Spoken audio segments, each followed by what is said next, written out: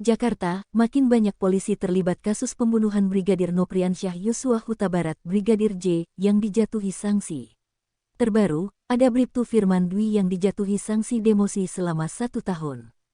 Bribtu Firman Dwi merupakan mantan Banum Urturo Provos Divpropam Polri.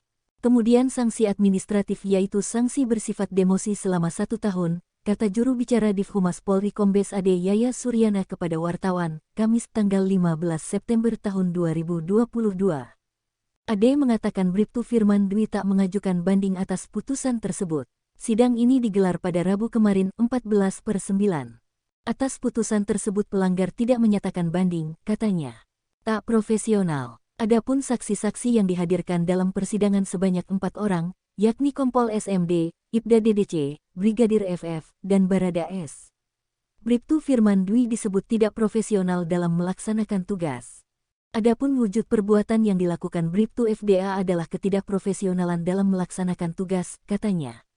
Pasal yang dilanggar Bribtu Firman Dwi adalah Pasal 5 Ayat 1 huruf B dan atau Pasal 5 Ayat 1 huruf C Peraturan Kepolisian RI Nomor 7 Tahun 2022 tentang Kode Etik Profesi dan Komisi Kode Etik Polri. Perangkat sidang KKEP memutuskan sanksi kepada Brigadir FDA berupa sanksi etika yaitu perilaku pelanggar dinyatakan perbuatan tercela, ujarnya. Dan kewajiban pelanggar untuk meminta maaf secara lisan di depan tim KKEP dan secara tertulis kepada pimpinan Polri dan pihak yang dirugikan, tambahnya. 5 polisi dipecat terkait kasus Sambo. Sebelumnya, Polri telah menjatuhkan sanksi pemberhentian tidak dengan hormat PTDH kepada 5 anggotanya. Mereka diberi sanksi karena terkait kasus pembunuhan Brigadir Yosua.